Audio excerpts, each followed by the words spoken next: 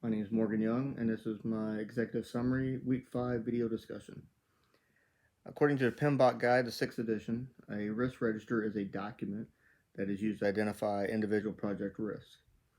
Team members and the PM should continuously identify risks and continue to update and monitor the risk register to see if something can be taken off or something needs to be added.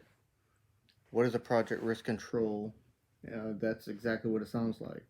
It's a process of managing the risk with the control measures identified that are on the risk register.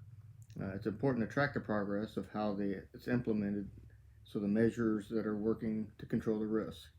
Are they working? Do we need to try something different? Something a little more action involved.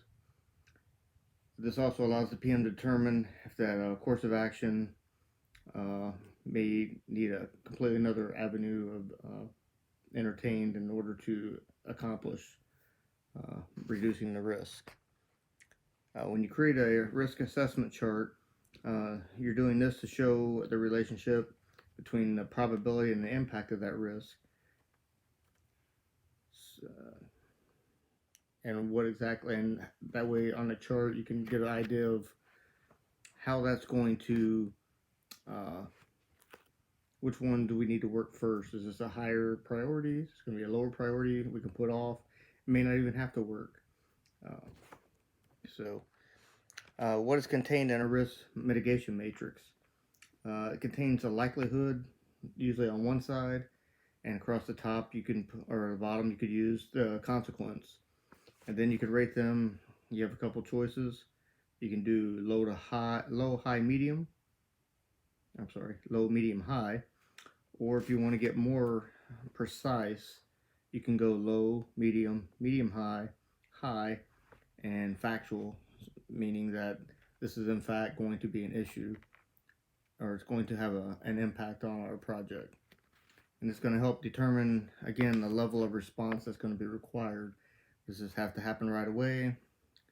Do we need to wait and monitor and see if this is going to go away, or will this not impact us at all?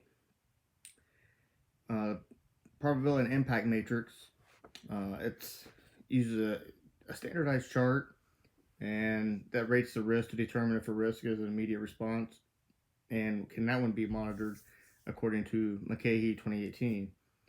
Each risk is going to be plotted to show all the project risks where they sit on as they're plotted, and it helps determine the impact and the probability and the effect to the project if there is one.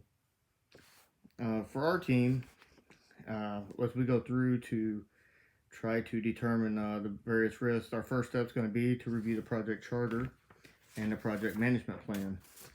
And in doing so, that should help us identify the risks that our project may incur.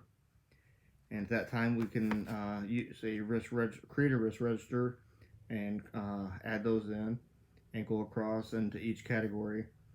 And going from that, our next step would be to use a risk assessment chart so we can get a better handle on which ones are going to require our immediate action or any action at all.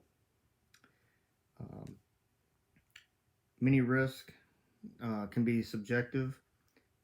What is a way a project manager can reduce subjectivity and probability and impact on a project?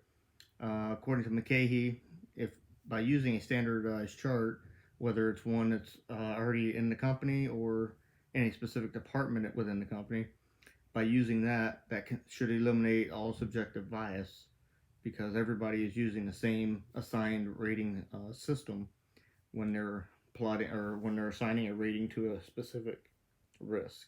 So, thank you.